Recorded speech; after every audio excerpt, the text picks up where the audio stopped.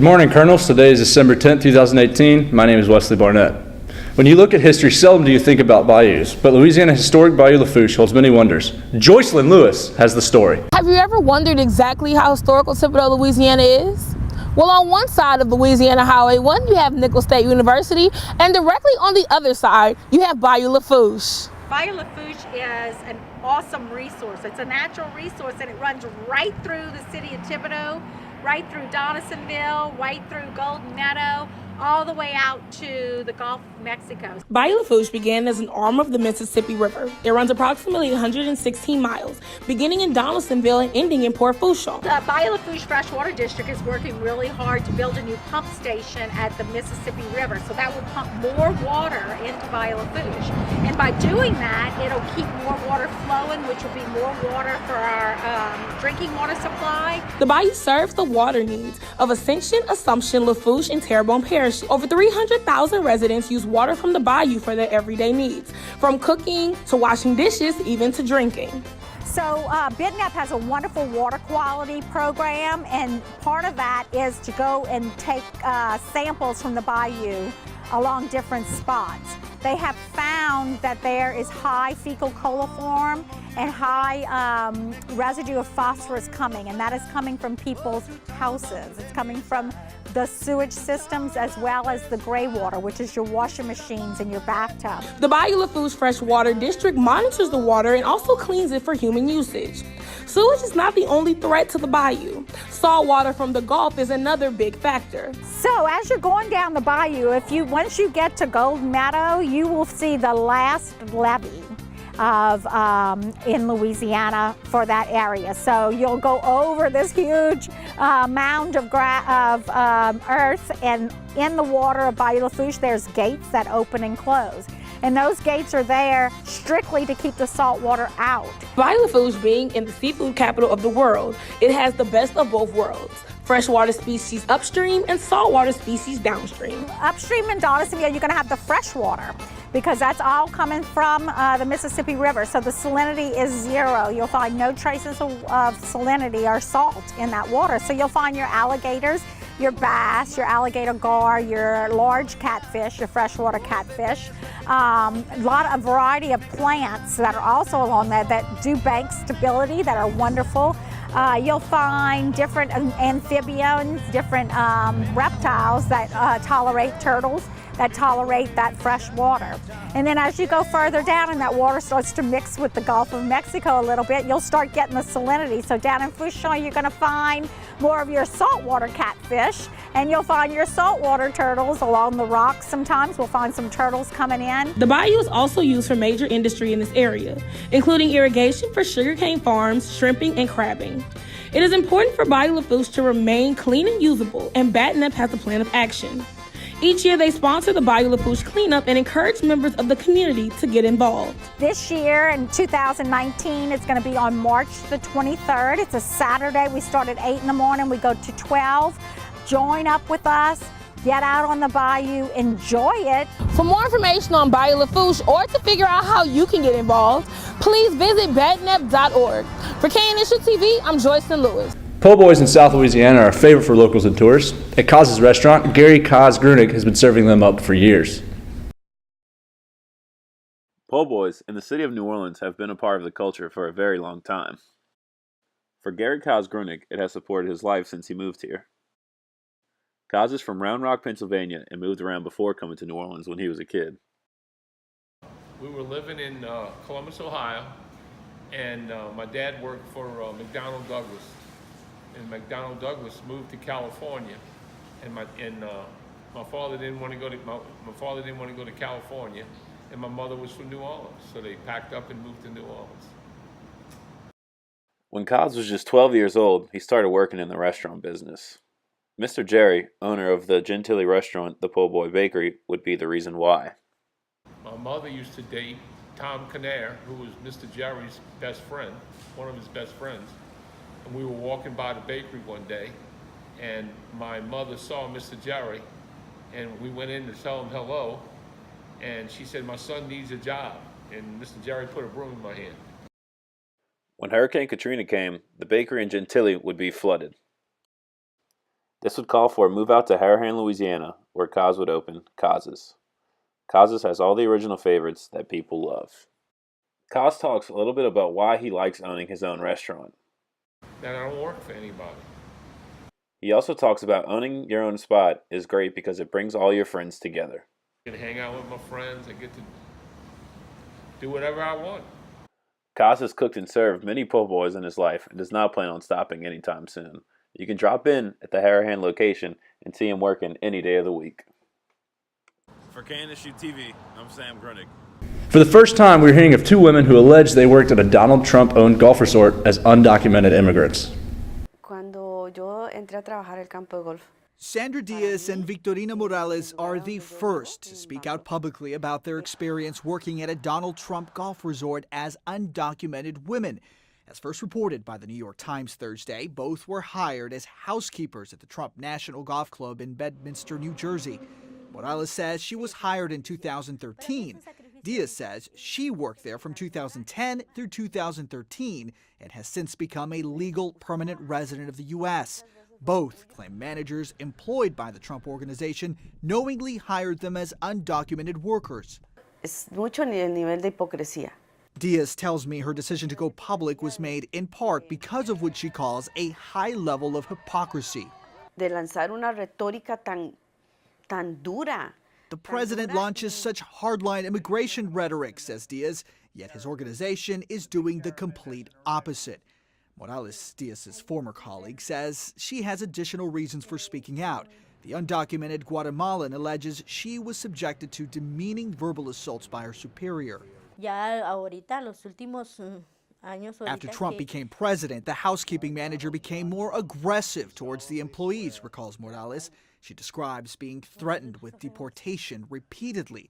There are also allegations of illegal hiring practices. Diaz claims managers at the property went as far as to arrange for fraudulent documents to keep them employed. Morales tells me she was taken to an off-site location after being hired away from the club. She says it was there that she was provided with a bogus Social Security card and identification. The woman's attorney, Anibal Romero, says they are prepared to provide proof to authorities if an investigation into the Trump Organization's hiring practices is launched. Absolutely. We have documentary evidence. We have the testimony of workers. We have the fraudulent documents. All of this could be provided to federal authorities and/or state authorities. Both of my clients are willing to cooperate with federal and state authorities. In response to the claims, Trump Organization spokeswoman Amanda Miller said in a statement, "We have tens of thousands of employees across our properties and have very strict hiring practices. If any employee submitted false documentation in an attempt to circumvent the law, they will be terminated immediately." No public, criminal, or civil actions have been filed against the Trump Organization regarding the allegations from Morales, Diaz, and two other women mentioned by the New York Times. Morales and Diaz tell CNN they do not believe Donald Trump was actually aware of the alleged illegal hiring practices. They even have fond memories of their early years working at the Trump property. Era un orgullo. "I was very proud to say that I worked there," says Diaz.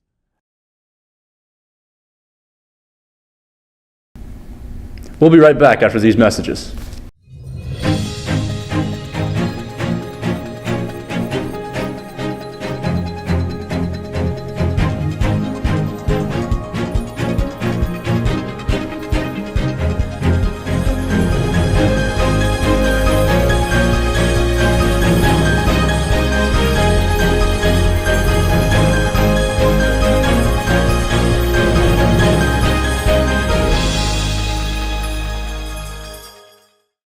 Welcome back, Colonels. My name is Ryan Price.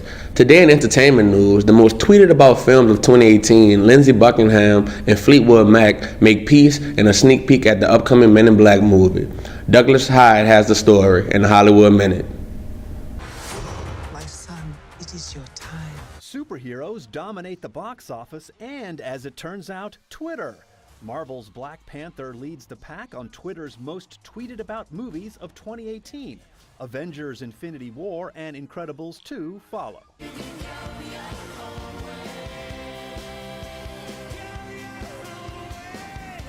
Lindsey Buckingham and Fleetwood Mac can go their own way now.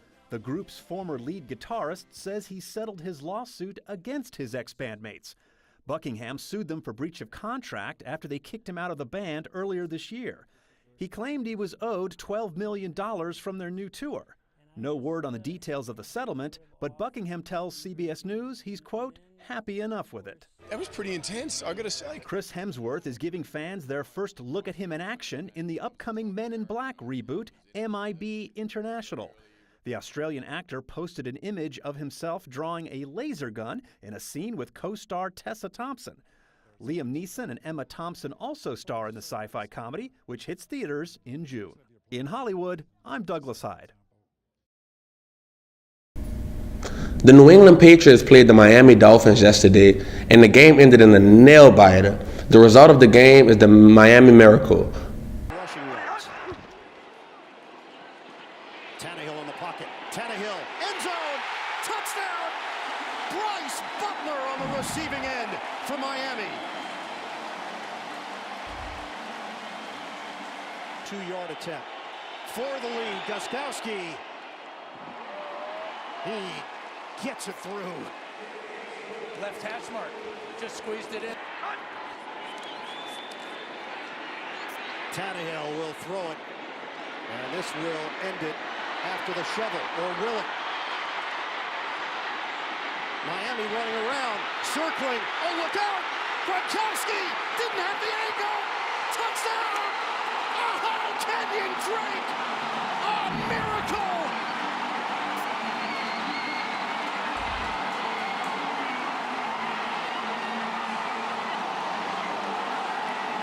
Miraculous in Miami!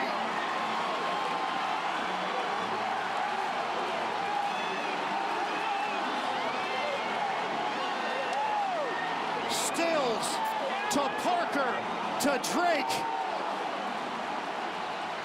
We'll be right back after these messages. Louisiana is losing a football field of valuable coastal land every half hour. At Nicholls State University, nestled in the heart of Louisiana's Bayou region, we are committed to conserving and restoring our lost wetlands. Nicholls biology students make the wetlands their classroom through hands-on research and restoration projects. Our Colonel Pride is restoring Louisiana's wetlands. How will you show your Colonel Pride? Welcome back. My name is Sam Grunig. The Nicholls State football team had a record-breaking year and look forward to bringing the momentum from this season to 2019. The Nicholls State football team had one of its best seasons in program history this year after winning the conference championship and making it to the second round of the FCS playoffs. Southland Conference Offensive Player of the Year and junior quarterback Chase Folcade knows when the offense started clicking midway through the year, it would help take this team to a whole new level. The offense this year, I thought we did a great job towards the end of the year. There's, the last 5-6 games, we put up points, and we just all just did our job, executed well, and I know defense kind of feeded off of them as well, just the momentum of the games that we played in, that we put up points early.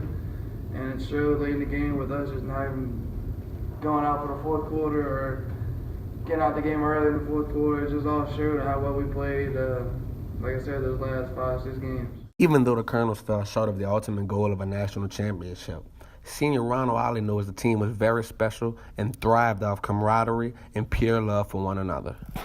We was together as a team. I learned that we was out there giving it all every game and just playing our heart out for each other, and just being strong for each other, and coming short of the ultimate goal was, don't nobody want to come short, but sometimes that happens. But I think we still made a lot of history, made a lot of noise, and we'll always be legendary. Sophomore Kevin Johnson is thankful for the graduating seniors and how they took him under their wing, and now Johnson is ready for a role reversal and the opportunity to step up and lead the team with so many seniors departing. When I first got here, I was redshirted, so a lot of them took me under their wing to show me, how defense is supposed to be ran, coming off that redshirt season. As a sophomore, I took a big role on special teams, and, they was feeding me in the right direction. Even though the ones that played that went through the redshirt process, it was just a big leadership thing with that. And, by me going through the experience, I feel as though I can help the redshirts that came off last year and, do the same thing. Much like Johnson, Fort Cade knows the departing group of seniors were a clear example of what Colonel football now represents and set an example for upcoming Colonels to follow.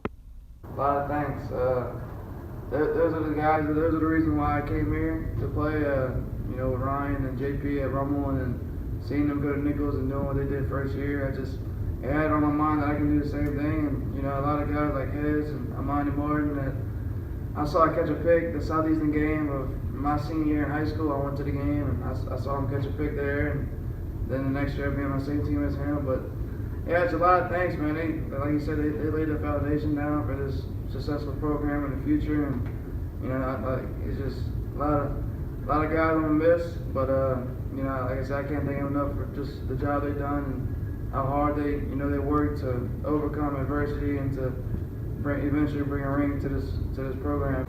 The Colonel football team returns 11 starters, mainly on the offensive side of the ball, headlined by quarterback Chase Fort Cade and running back Dontrell Taylor. But there are lots of defensive players who are ready to step up and fill the void left from the departing seniors. With KNSU TV, I'm Ryan Price. That is all we have for the semester. Join us in the spring for the next edition of Good Morning Colonels. Merry Christmas and go Colonels. See you next semester.